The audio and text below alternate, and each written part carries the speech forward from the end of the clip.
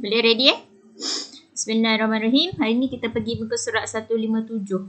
Okay. Dia ada satu contoh je. Tapi soalannya banyak kalau awak tengok dekat latihan tu lah. Okay, yang ni di bawah topik memerihalkan gabungan transformasi. Maksudnya, dalam subtopik ni, dia akan bagi awak, hal ni maksudnya dia bagi awak objek dan image. Ni kisah dia lah. Dan dia akan minta awak untuk menerangkan apa transformasi itu. Tu matlamat kita hari ni lah sebelum saya cerita. Menerangkan lah. Maksudnya sama ada dia pantulan ataupun putaran ataupun pembesaran. Dan dia melibatkan gabungan lah. Okay, last kelas yang satu masa tu hukum Kalis tu sebenarnya setakat ni saya tak tahu lah macam mana ditanya dalam exam sebab dia tak pernah ada keluar dalam KBSM. Tapi dalam KSSM awak ada. So saya ready je lah ajar juga yang tu. Tu sebenarnya topik baru sebenarnya. Untuk bawah topik transformasi. Okay. Yang memerihalkan ni saya ceritalah matlamat. Kalau dalam SPM KBSM markah dia banyak tau. Dan senang lah. Ada teknik untuk dapat markah dengan senang. Sama ada 5 ataupun 6. Dia tengok transformasi apa yang terlibat. Dan apa benda dia nak. Markah dia senang nak dapat. Nanti saya cerita. Kalau ikut penandaan KBSM lah. Kalau ikut penandaan KSSM saya tak tahu lagi lah. Sebab awak pun first batch nak exam. Okay, kita tengok dulu. Ini saya ambil daripada buku teks je lah. Okay, dia cerita. Okay. Macam mana kita nak tentukan dia adalah translasi ataupun putaran ataupun pantulan ataupun pembesaran.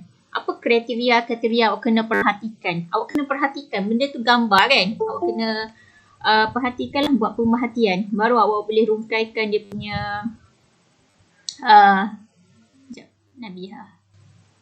Okay, saya call Nabiha. Okay, saya share balik. Okay, macam mana kita nak tentukan? First thing first, daripada objek, awak kena tahu dia kongruen ataupun tidak. Itu topik pertama dalam topik ini. Dia punya penerangan, awak kena tahu kongruen tu siapa. Image dan size dia sama. Ni image dan size lah. Dalam aspek kongruen, hanya 3 je kongruen. Translasi, putaran dan pantulan. Pembesaran bukan.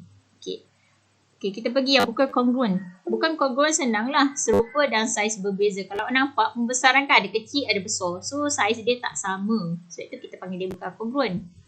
Image yang kongruen ada 3. Yang mana ada 2 bentuk yang biasa tengok. Orientasi bentuk sama. Maksudnya orientasi bentuk sama ni merujuk kepada kalau asal-asal bentuk contohlah bendera macam ni kan. Macam ni. Di akhir pun bentuk dia tetap macam ni.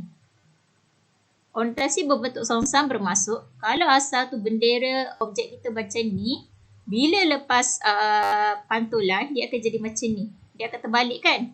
Macam saya cerita pantulan dia akan songsang. Tu maksud dia songsang. Macam tarik lalat saya lah.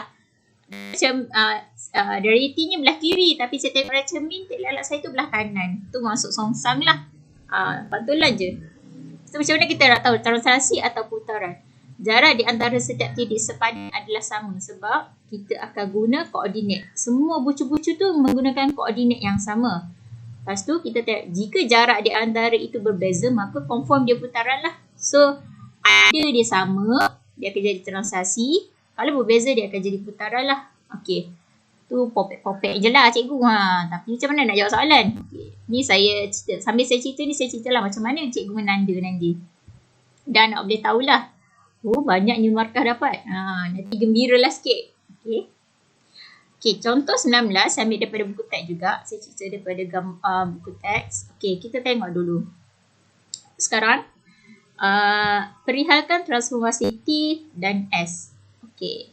Nanti saya buat warna biru lah sebagai jawapan dia. Sebab nanti tunjuklah markah dia banyak sebenarnya dalam exam. Awak akan dapat semangat lah untuk buat soalan ni sebenarnya. Ni banyak markah so aku kena fokus lah. Okay. Di bawah gabungan transformasi ST. Okay. ST. Awak kena peka lah. Dan ini adalah objek kita warna biru. Ini adalah image. ST bermaksud kita akan buat T dulu baru pergi ke S. Itu awak kena tahu. Okay, baru awak boleh pergi tengok objek kita E, image kita E, tanda. Okay, T bermaksud apa? S bermaksud apa? Kalau awak tengok objek awak ni kan, dia upside down, nampak tak?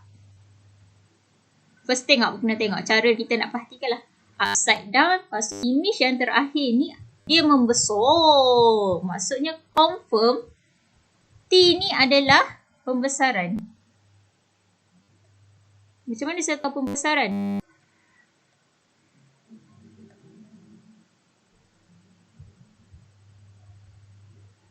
Okay, kita tengok. Terbalik kan? Pembesaran, maaf. Dia last kali tu dia buat pembesaran. Sekejap, sampai pemadam. Sekejap. Maksudnya, kenapa saya tahu last kali tu pembesaran? Saya buat. Saya nak ni, image yang terakhir tu, dia akan lalu pembesaran nanya.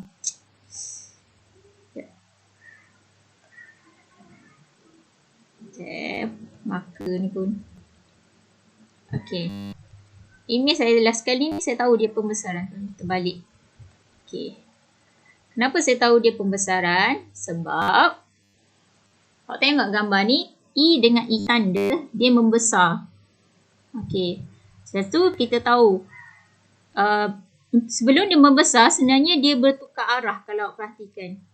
E pergi ke suatu image yang dia, E tanda biasa, dan dia akan dapat satu image yang lain. Daripada image tu, dia akan pergi kepada yang E yang besar ni. Okay. Sebenarnya, kalau dalam exam, awak tak tahu image yang tengah-tengah ni apa. Awak dah tahu S ni pembesaran. Pembesaran ni awak dah boleh tulis kat sini. S pembesaran. Okay.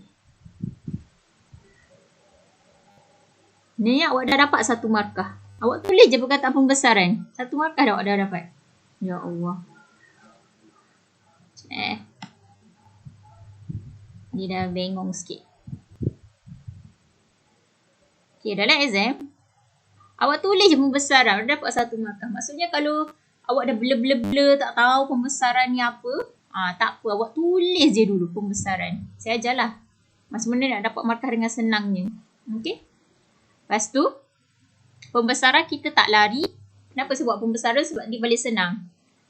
T ni nanti saya sambung balik. Okay, kalau tengok buku tu dia mula dengan T dulu. Okay, saya nak buat motivasi lah bahawasanya benda ni senang untuk dapat markah. Memeriha lagi senang daripada melukis objek image sebenarnya untuk dapat markah. Untuk pengetahuan awak lah. Okay, so pembesaran satu markah. Okay, dalam pembesaran kita mesti cerita pasal K kan? Okay, K dia siapa? Awak buat K, awak dapat markah yang kedua. K ditentukan oleh apa? Apa dia punya dalam kes ni, kita tahu, oh kita yang ni. Ni I kita kan?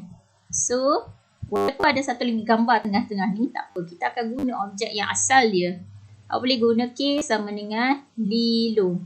Lilo dalam kes ni, dia adalah, awak ambil kotak ni kan? 1, 2.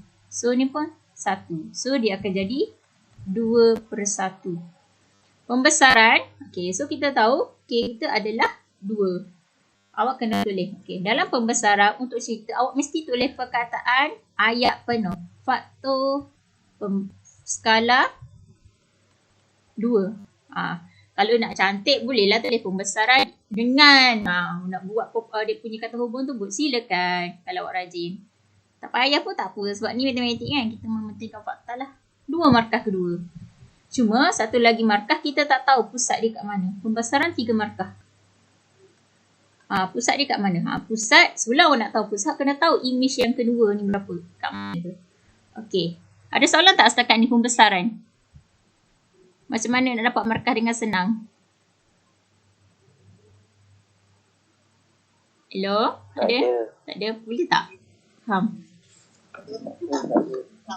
Krik dulu. Okey, tak apa. Kita tengok dulu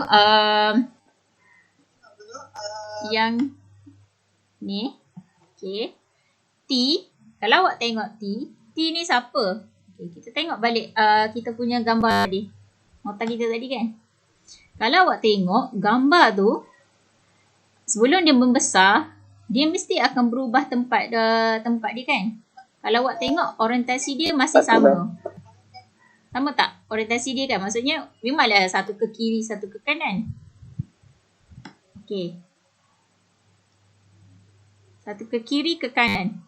Okey, dia nampak songsang.